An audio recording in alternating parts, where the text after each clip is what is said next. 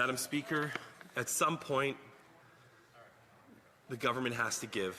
Canadians simply cannot continue at this pace. The Prime Minister himself said Canadians should judge him by the cost of groceries. By that standard, he's already failing. Food prices are up 40% since the Liberals took power, and food inflation is now 70% above the Bank of Canada's targets.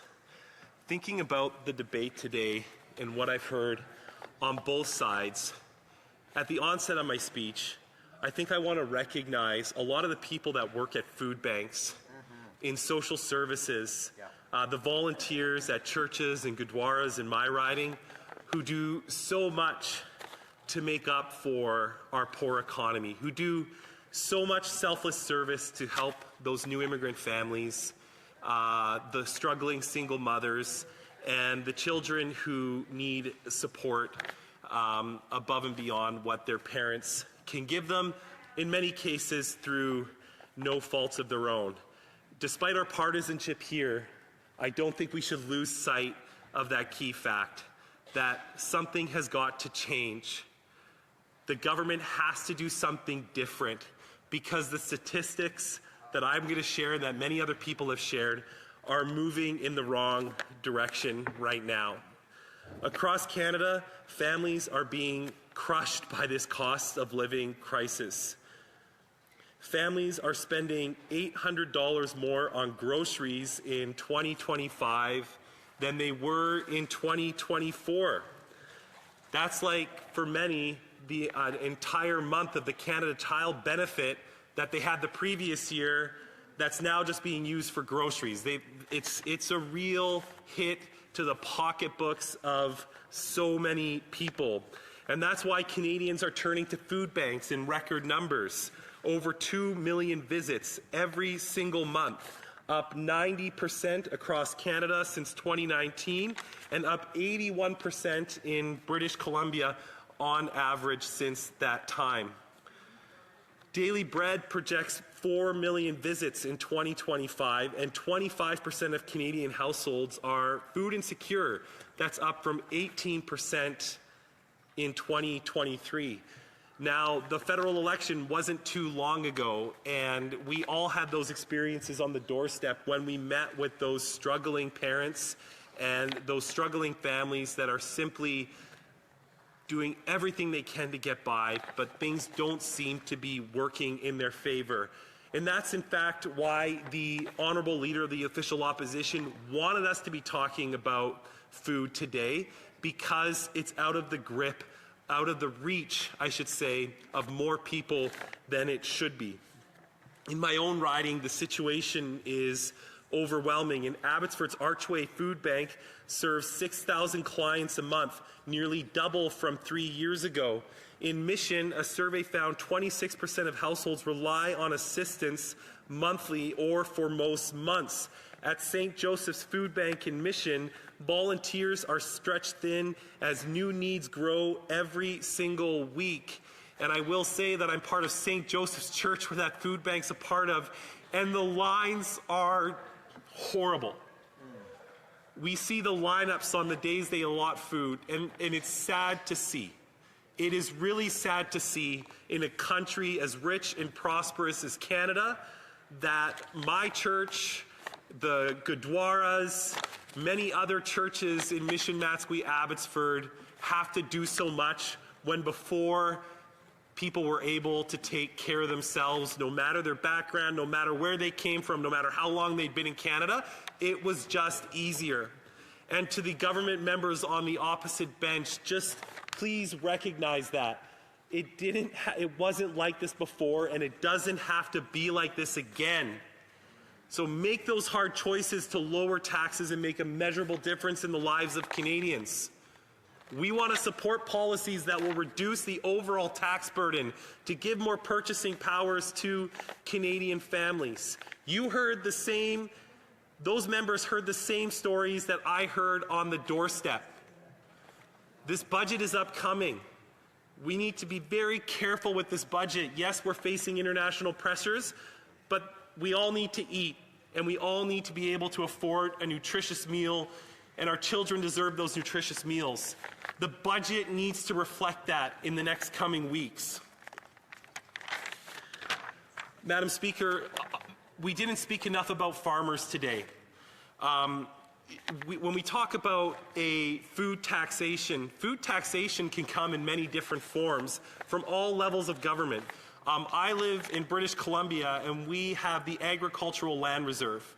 It's something I support a lot. It was put in place over 50 years ago to ensure that our key agricultural lands are protected for food production. But in many cases, when you take municipal government, the Agricultural Land Commission, different federal regulations on emissions, like on natural gas, which heat our greenhouses, and provincial rules as well, it is very hard to build the facilities we need to increase food production. In fact, I went to Windset Farms in Delta, a company started in Abbotsford. And I spoke to the president of Windset Farms, one of the largest conglomerate marketers of hothouse tomatoes in British Columbia. And they said it took almost a decade to get a new facility expanded. This facility is creating a world-class suite of tomatoes and other vegetable products that fly off the shelves in our grocery stores that Canadians all across Western Canada rely on. Yet the government allowed almost a decade for a facility to be expanded simply through red tape and various administrative and taxation burdens at all levels of government. If we want to build a stronger, more resilient and autonomous Canada, it needs to start with giving the ability of people to buy Canadian goods. And right now, we don't do a good enough job of that. Just last week, Bimbo Canada, Canadian Food Grains, they're a Mexican company that operates one of the largest bread production, bread. They're one of the largest bakers of bread in Canada. And they have a great socially responsible story to tell. It's one of the great stories of the Canada's free trade agreement with Mexico is seeing Bimbo present in Canada and making investments. They talk to me about the plastics registry, about the undue burden that the plastic registry has put onto businesses like theirs. And what does that lead to? It leads to more administrative costs. That leads to higher overall cost for Canada. If they didn't have the economies of scale that they did, it would be hard to even make further investments in Canada. Today I met with another company, which is not in the food industry, but talked about how burdensome the plastics registration policies of the government are. So in conclusion today, Madam Speaker, Conservatives believe it doesn't have to be this way, and the motion before us calls upon the government to remove some of the biggest barriers to more affordability and more ability for Canadians to take care of themselves and live their very best life. We need to continue speaking about the cost of food in this chamber, and we need to, in good faith, put forward policies that are going to give Canadians the ability to take care of themselves once again. The school food program won't do that. No government program will do that. It has to be done by broad economic policies that impact everyone equally, and that is reducing the overall tax burden, the regulatory burden, the infrastructure burden to build the facilities and to farm the land that we need to make sure that we can live our very best lives. Thank you, Madam Speaker. Questions and comments. The Honourable Parliamentary Secretary. Thank you, Madam Speaker. And first of all, let me commend the member opposite. I actually enjoyed your comments. There's less than 350 of us here, Madam Speaker.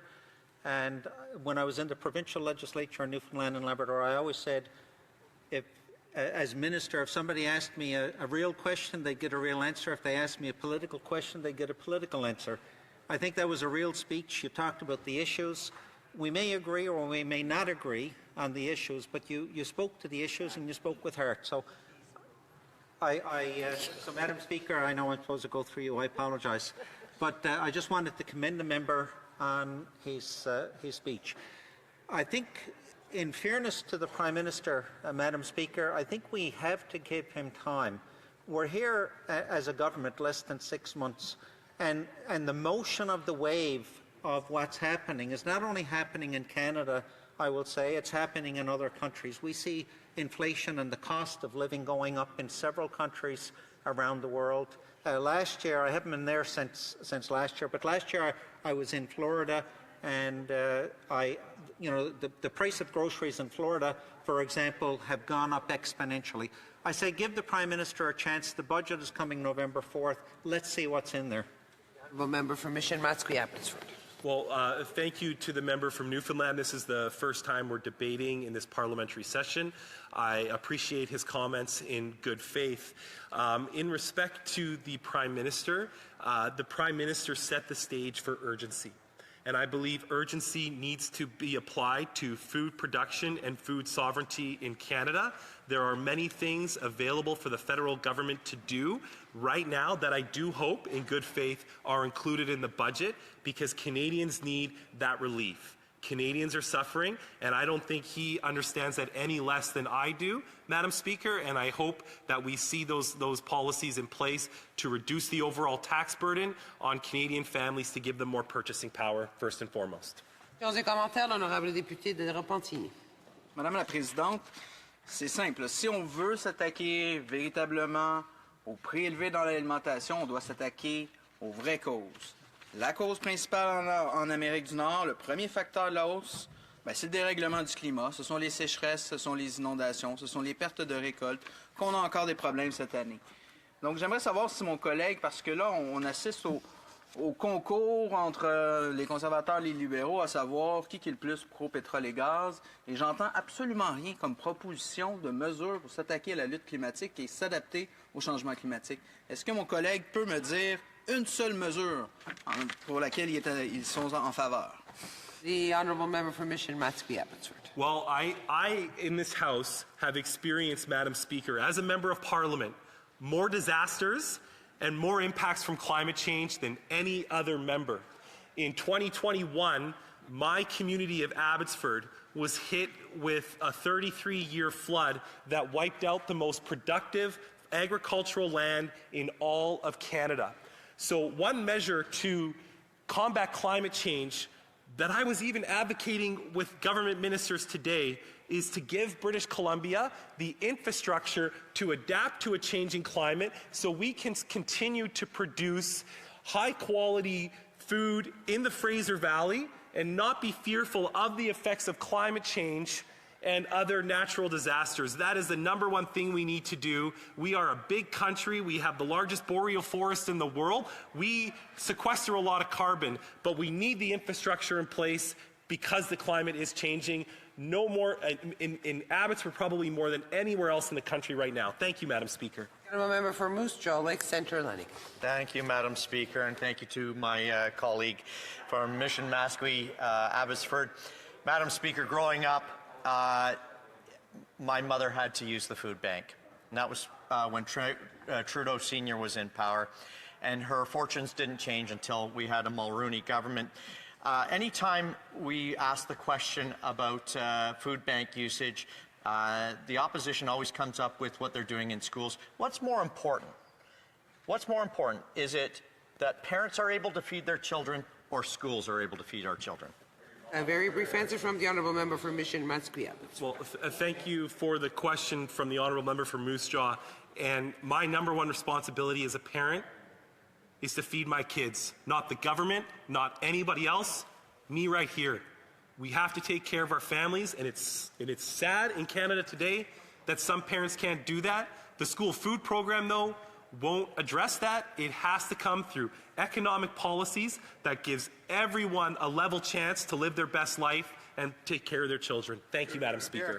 Resuming debate.